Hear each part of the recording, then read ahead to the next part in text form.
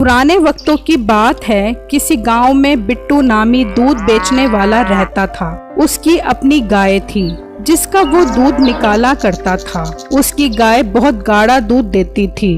वो दूध निकाल कर अपनी साइकिल पर गांव के घरों और दुकानों पर देता था और सब लोग उसके दूध की तारीफें करते थे। बिट्टू बेटा, आपके दूध की क्या बात है? अरे अंकल, ये मेरा दूध नहीं है। अरे बेटा, ये दूध आप ही तो लाते हो, इसलिए ये आप ही का दूध हुआ ना। अरे अंकल, ये दूध मेरा नहीं बल्कि मेरी गाय का है। अरे बिट्टू बेटा, कसम से आप तो बहुत ही भोले हो। मेरा मतलब यही है बिट्टू बेटा, कल से मुझे ज्यादा दूध चाहिए क्योंकि लोग अब आपके दूध की ज्यादा डिमांड करने लग गए हैं। ठीक है अंकल, मैं कल आपको ज्यादा दूध दे दिया करूँगा और शुक्र है मालिक का, उसने मुझे इतनी अच्छी गाय दी है जो इतना खालिश दूध देती है। इस तरह बिट्टू के दूध की सब तारीफें किया करते थे। उसी गांव में मीठा नामी एक आदमी अपनी बेगम के साथ रहता था। वो और उसकी बीवी बहुत लालची थे और लोगों को ठगने का कोई मौका हाथ से ना जाने देते थे। बेगम, तू जरा जल्दी हाथ चला, मुझे लेट हो रहा है। अभी जाकर लस्सी की दुकान भी खोलनी है। हाँ, बना तो रही हूँ नाश्ता।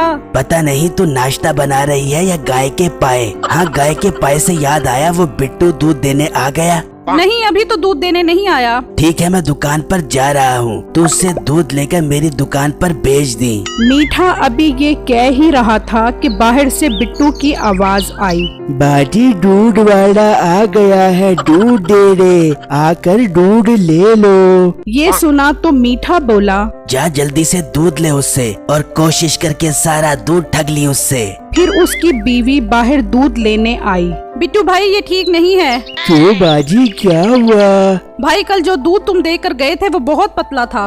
बाजी, पर मैं अपनी गाय का दूध खुद निकालता हूँ और मेरा दूध बहुत गाढ़ा होता है। भाई, अब मैं झूठ तो नहीं बोल रही ना? ठीक है बाजी, अगर आपको मेरा दूध पतला लग रहा है तो मैं आपको आज का और कल का दूध भी दे देता हूँ फ्री में, क्योंकि किसी को मेरे खालिश दूध से कोई शिकायत हो मुझे अच्छा नहीं लगता। फिर बिट्टू ने उसे दूध दे दिया और वहाँ से चला गया। तो मीठा अपनी बीवी को कहने लगा, हाँ सुना, उससे दूध ठगा है या नहीं? अरे, आपकी घरवाली हूँ और उससे मुफ्त का दूध ना ले सकूँ, ये हो सकता है भला? शाबाश, कितना दूध लिया है उससे फ्री वाला?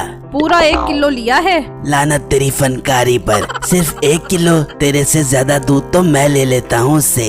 अच्छा, ज्यादा बातें मत करो, जाओ अपने लस्सी के ठेले पर। आज जा रहा हूँ और देख, आज बिट्टू से इतना दूध ठगूंगा कि दूध की नहर बहा दूंगा। हाँ, और थोड़ा सा टाइम निकाल कर उसमें डूब के मर जाना, कुछ रहने भी दो उसके पास, ये ना हो वो हमारी वजह से दूध का काम ही छोड़ दे। फिर मीठा अपनी लस्सी की दुकान पर आया तो एक ग्राहक उसकी लस्सी पीने आया।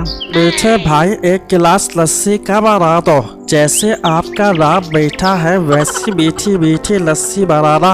अच्छा जनाब, अभी देता हूँ आपको लस्सी। फिर वो ग्राहक लस्सी पीने लगा तो कहने लगा, अरे भाई, मैंने कहा था मीठी लस्सी बनाना, आपने एक तो फीकी लस्सी बनाई है और ऊपर से इतनी पतली। अरे भाई, मेरी लस्सी पतली नहीं है, बल्कि मेरी लस्सी को देखकर आपके मुंह में पानी आ गया होगा, उसके साथ मिलकर पतली हो गई होगी। मीठे में मजाक सुनने नहीं आया, तुम अपनी लस्सी ठीक करो। भाई, असल बात ये है कि मैं जिस दूध वाले से दूध लेता हूँ वो मुझे पतला दूध दे रहा है। मीठा दूध में पानी डालकर लोगों को पतली लस्सी पिला रहा था। इतने में बिट्टू दूध लेकर आ गया। आओ बिट्टू साहब आओ, ये देखो लोग तुम्हारे दूध की शिकायतें कर रहे हैं कि तुम्हारा दूध बहुत पतला है।